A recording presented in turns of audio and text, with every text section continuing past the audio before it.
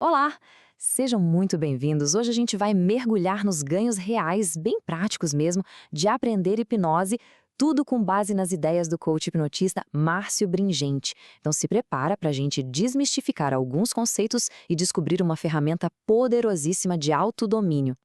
Para começar, vamos partir de uma pergunta que o próprio Márcio faz, e ela é bem simples. Qual o benefício de se comunicar melhor? Na hora a gente já pensa, né? Ah, negociações, relacionamentos, trabalho, a comunicação com os outros, claro. Mas e se a gente pegasse essa ideia e levasse para um outro nível?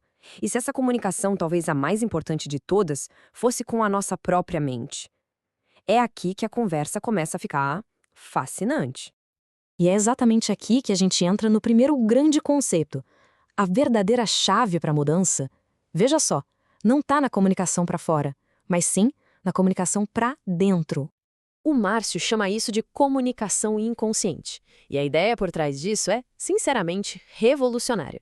É a gente poder dialogar com o nosso subconsciente para, literalmente, instalar os pensamentos, os sentimentos, os comportamentos que a gente de fato deseja. Pensa nisso, é a habilidade de se programar para ter sucesso e bem-estar. Certo. E essa comunicação interna leva a gente direto para o poder da nossa mente, para a gente assumir o controle de vez.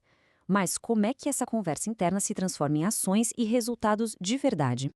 Olha, essa frase aqui muda tudo. Pode esquecer aquela imagem de palco, de alguém perdendo o controle. A perspectiva aqui é exatamente o oposto. Hipnose é uma habilidade que se aprende para ganhar mais controle sobre si, e não para perder. E essa citação do Márcio Bringuente acaba com o mistério de uma vez por todas.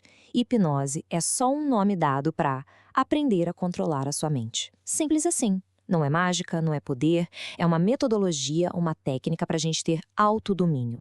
E olha, isso não é nenhuma novidade. Essa busca por controlar a mente vem de longe. Desde curadores lá nas eras antigas usando estados mentais para curar, passando pelos estudos científicos formais, até hoje, que ela se tornou uma ferramenta mais do que comprovada para o nosso desenvolvimento pessoal. Ok, o conceito está claro. Mas e na prática?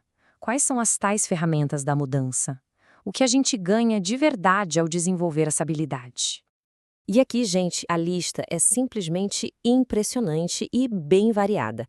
A gente está falando de melhorias concretas na autoestima, na autoimagem, aumento da inteligência, aprimoramento de relacionamentos e vai além, até na saúde física e mental, como, por exemplo, tratar dificuldades de atenção ou aumentar a calma, a segurança. É um leque gigantesco de possibilidades.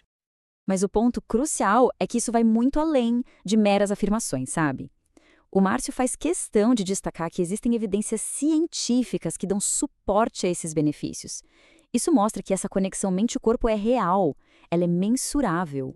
E esse exemplo aqui, nossa, ele ilustra o poder da técnica de um jeito incrível. Ele cita um trabalho científico bem recente de uma pesquisadora portuguesa que demonstrou a possibilidade de tratar diabetes com hipnose. Isso só mostra o quão profundo é o impacto que a mente pode ter na fisiologia do nosso corpo. Agora vamos para uma distinção que o Márcio faz e que é super importante. A diferença entre o que a gente vê no palco e o que de fato acontece numa terapia. Ele descreve como se fossem duas faces da mesma moeda, sabe? A hipnose de show é a porta de entrada. É uma forma lúdica, divertida de mostrar o poder da mente. Mas o caminho vai muito além e chega na hipnose terapêutica, que é a verdadeira ferramenta de transformação para gerar cura de verdade. E essas duas faces, né, a do show e a da terapia, são praticadas por profissionais com focos diferentes. O hipnotista é aquele que domina a técnica, o fazer, muitas vezes focado na demonstração. Já o hipnoterapeuta é quem pega essa mesma técnica e aplica com um propósito clínico, usando a hipnose como uma ferramenta de tratamento.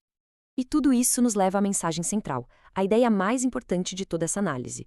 O poder e o controle estão, no fim das contas, com a própria pessoa. Cara, esse exemplo pessoal que ele dá é fantástico. Ele, que se descreve como alguém mais agitado, usa a si mesmo para mostrar o controle que aprendeu a ter. Ele pode simplesmente decidir abaixar o tom de voz ou se acalmar na hora que quiser. Por quê? Porque ele tem o controle. É a aplicação prática de tudo isso que a gente conversou. Então, o ponto crucial é este. Ao contrário do que tanta gente pensa, a hipnose nessa visão não tira poder de ninguém. Pelo contrário, ela devolve. A escolha final, A decisão de aceitar uma sugestão ou mudar um comportamento é sempre da própria pessoa. O domínio é total. E a gente termina com a reflexão que esse slide propõe. Tendo as chaves para se comunicar diretamente com a própria mente, para instalar os comportamentos e os sentimentos que se deseja, a pergunta que fica no ar é: o que dá para criar? Que realidade se torna possível a partir disso?